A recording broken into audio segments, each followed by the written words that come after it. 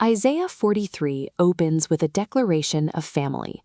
Verse 1 reads, "But now thus saith the Lord, that created thee, O Jacob, and he that formed thee, O Israel.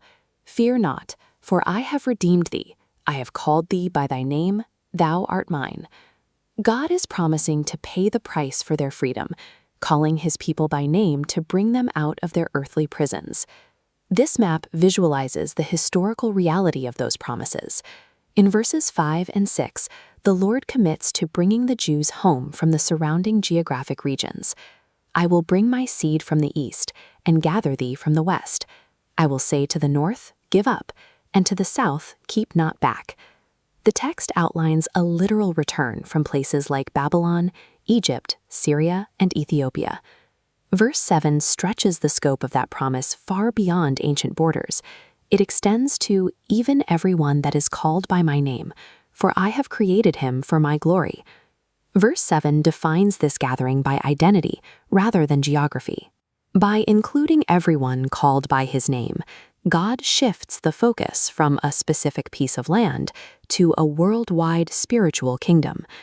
God's ancient geographical promises of rescue act as direct blueprints for his ongoing universal mission to spiritually gather us today. Verse 16 describes a Lord which maketh a way in the sea and a path in the mighty waters.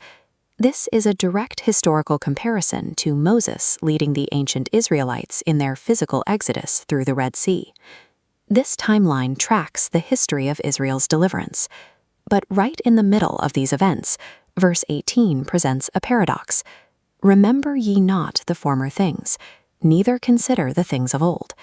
Why would a God who constantly demands remembrance suddenly command his people to forget their past miracles?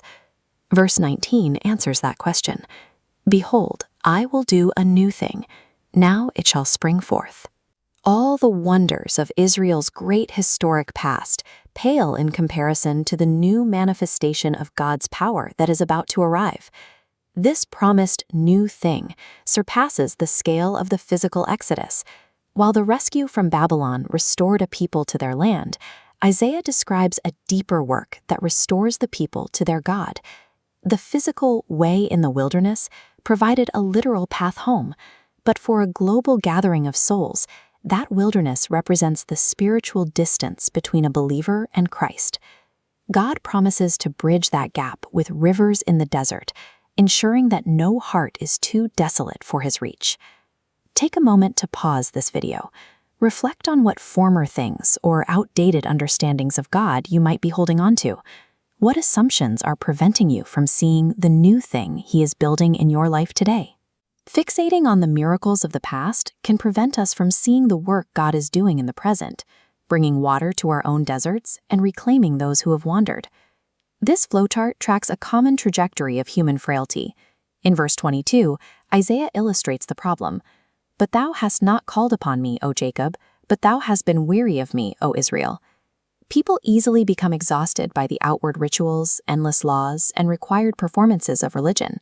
Over time, that weariness drives them to walk away. God introduces a divine countermeasure to this human weariness by taking the heavy lifting upon himself. Verse 25 declares, "I, even I, am he that blotteth out thy transgressions for mine own sake, and will not remember thy sins." Look closely at the phrase, "for mine own sake." God blots out transgressions not because humanity perfectly earned it, but to preserve his own covenants. He intervenes to ensure the survival of the gospel despite our weakness. The engine driving this new exodus is grace. Despite our persistent failures and exhaustion, God single-handedly paves the way for our total spiritual rebirth. This concludes our overview of Isaiah chapter 43.